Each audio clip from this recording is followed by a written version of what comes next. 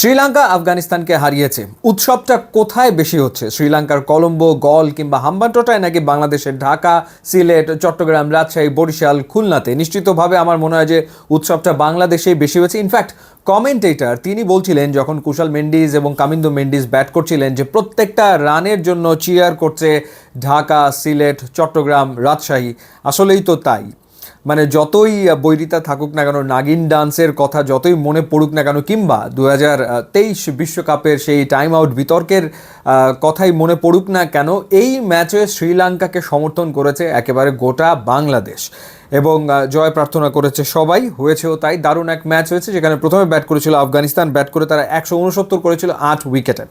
যখন প্রথমে এত রান করে ফেললো আফগানিস্তান, স্পেশালি শেষ 2 ওভারে তারা তুলেছে 50 রান। আফগানিস্তানের আটকে যাওয়ার কথা 140-এর ভেতরে, সেখানে তারা এক্সট্রা 30টা রান পেয়েছে শেষ 2টা ওভারের কারণে, যেই সময়টাতে বল করেছেন চামিরা এবং লাস্ট ওভারে ভেলা লাগে যখন বল করলেন মোহাম্মদ নবী, তাকে 5টা ছক্কা মারলেন। শেষ বলটাতে ছক্কা হয়নি, না হলে 6 বলে 6টা ছক্কা খেতেন ভেলা লাগে। দুজনেই আবার ফরচুন বরিশালের ক্রিকেটার, মোহাম্মদ নবীও আবার ভেলা লাগে, দুজনেই ফরচুন বরিশালের ক্রিকেটার। তো যাই হোক, শেষমেশ যখন 169 করে ফেললো 8 উইকেটে আফগানিস্তান, তখন কিন্তু একটা শঙ্কা বা ভয় জেগেছিল যে এই রান তারা করতে পারবে কিনা শ্রীলঙ্কা। কারণ আফগানিস্তানের যে বোলিং লাইন আপ, যেই বোলিং লাইন আপে এত কোয়ালিটি স্পিনার, যেখানে রাশিদ খান রয়েছেন, নূর রয়েছেন, মুজিব রয়েছেন, মোহাম্মদ নবী রয়েছেন, সুতরাং এটা চেস খুব একটা সহজ হবে না। কিন্তু সেই চেসটাকেই আসলে সহজ করে ফেলেছে শ্রীলঙ্কান ব্যাটার, স্পেশালি কুশাল মেন্ডিস। 52 বলে 74 রানের দুর্দান্ত এক ইনিংস খেলেছেন, যেখানে 10টা 4 তিনি মেরেছেন। এবং কামিন্দো মেন্ডিস তিনি এসে আসলে পেসটা বাড়িয়ে দিয়েছেন, 13 বলে 26 করেছেন, যেখানে 2টো ছক্কা তিনি হাঁকিয়েছেন। এছাড়া কুশাল পেরেরার ব্যাট থেকে এসছে 28 রান। এবং শুরু থেকেই মোটামুটিভাবে কিন্তু অ্যাটাকিং ক্রিকেট খেলে গেছে শ্রীলঙ্কা। একটা বড় দল ঠিক যেরকম চেজ করে, ঠিক সেই রকম চেজই তারা করেছে। কোনো সময় কোনো ব্যাটারকে দেখে মনে হয়নি যে তারা চাপে পড়ে গেছে বা তারা খুব বেশি ওয়ারিড যে এরপরে রাশিদ বোলিংয়ে আসবে, এরপরে নূর বোলিংয়ে আসবে, এরপরে নবী বোলিংয়ে আসবে, ফজল হক ফারুকি বোলিংয়ে আসবে। সেই প্রেশার তারা কখনোই নেয়নি।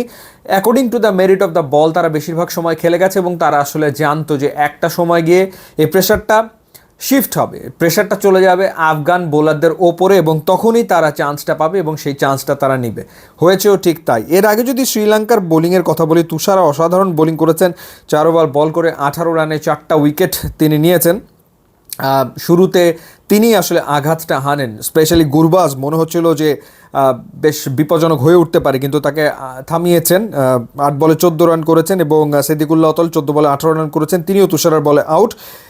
1, 2, 3 আফগান ব্যাটিং অর্ডারের প্রথম 3 ব্যাটার, 3জনই আউট হয়েছেন আসলে এই তুষারার দুর্দান্ত বোলিংয়ে। এছাড়া যদি বলি সেই ক্ষেত্রে ওয়ানিন্দু হাসারাঙ্গা 4 ওভারে 18 রান দিয়েছেন, যদিও উইকেট পাননি, বাট সুপার বোলিং করেছেন, দারুণ বোলিং ছিল তার।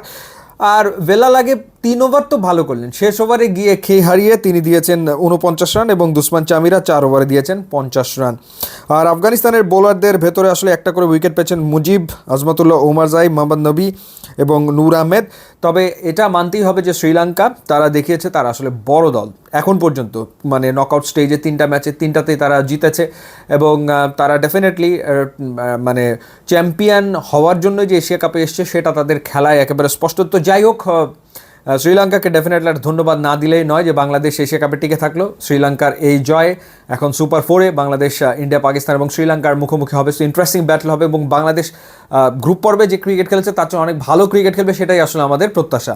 ইউটিউব, ইনস্টাগ্রাম লিঙ্ক দেওয়া আছে, আপনারা যোগ দিলে খুবই খুশি হবেন। Thanks for watching.